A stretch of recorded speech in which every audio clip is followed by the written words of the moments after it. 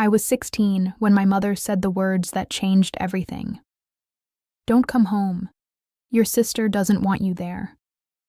At first, I thought she was joking, that maybe it was just another dramatic family moment that would pass by mourning. But it wasn't. My little sister had always been the favorite. Softer voice, better grades, more fragile, more important.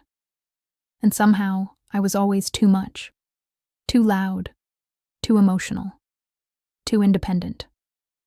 That night, I stood outside our own house with a suitcase in my hand while the porch light flickered above me. My father didn't even come to the door. He sent a text instead. "Give her space. You'll understand when you're older." I stared at that message for a long time. They called it space, but it felt like exile.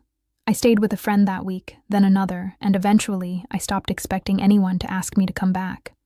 The strange part was how easily they erased me. Family pictures were still posted. Holiday dinners still happened. My chair just quietly disappeared. Whenever someone asked where I was, my mother would smile and say, "She's doing her own thing."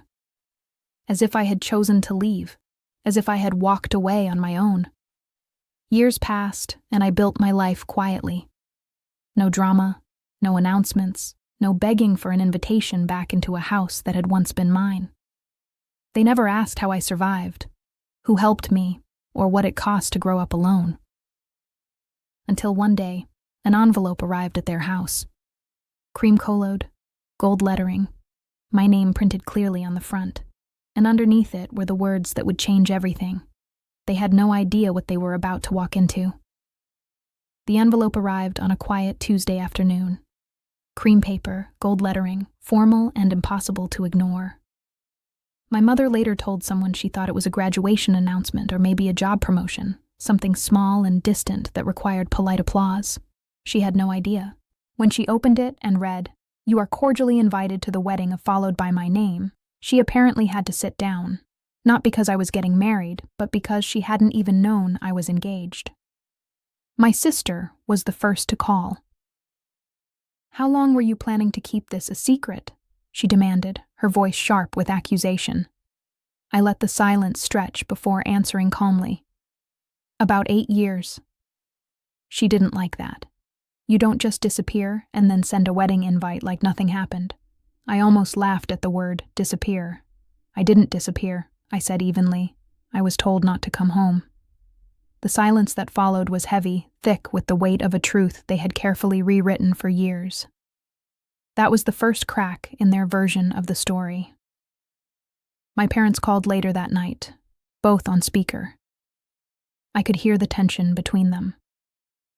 "We think it's time to move forward," my father said cautiously. "Families make mistakes. Mistakes like forgetting groceries, not like locking your child out. I already moved forward." I replied, "That's why you're getting an invitation instead of an explanation." My mother's voice softened into that familiar, controlled tone. "Your sister was going through a difficult time back then, and I wasn't." I asked quietly. No one answered. They shifted to logistics. The venue, the date, who was paying. That last question came disguised as concern. "Weddings are expensive." My father said, "We don't want you struggling." They didn't know about the 3 jobs, the night classes, the years I spent building stability from nothing. They didn't know because they never asked. "Everything is already covered," I said calmly. My mother quickly added, "We'd like to contribute." It sounded generous, but I knew better. In our family, money meant influence, control over the guest list, the narrative, the image. "No," I said gently, "it's handled." Another silence, another shift.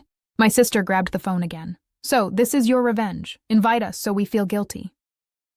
I leaned back, completely steady. If I wanted revenge, you wouldn't have gotten an invitation. That's when I heard it. The panic beneath the pride. They weren't upset about missing my life. They were upset they hadn't controlled it. A few days later, my mother asked if my sister could have a special role in the wedding. Something symbolic, something visible. I understood immediately. It was about rewriting history in public, posing for photos that suggested closeness that never existed. "She'll have a seat," I said, "like everyone else." My father didn't like that. "That's your sister, and I'm your daughter. I replied. The conversation ended soon after.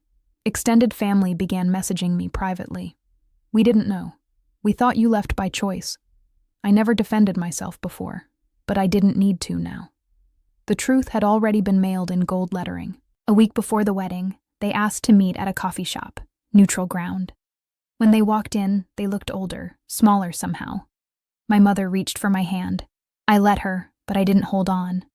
We just want things to be normal, she said. I don't want normal, I answered.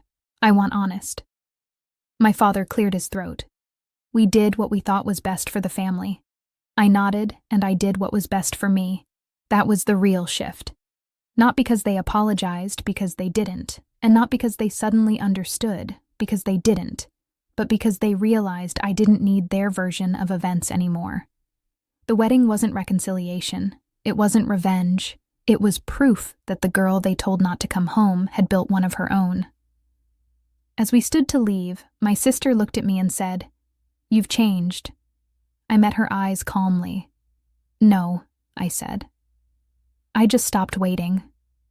And in that moment, they still didn't understand something important.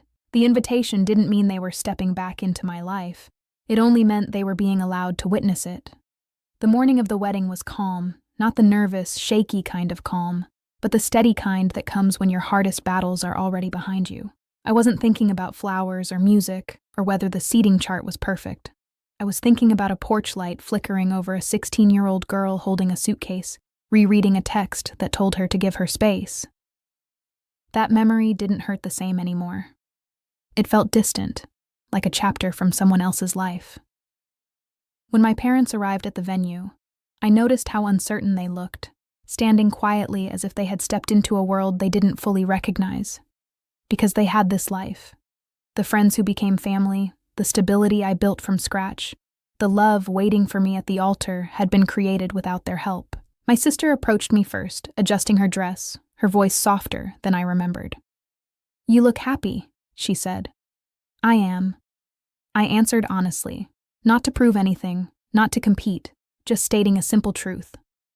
My mother followed with, "We're proud of you."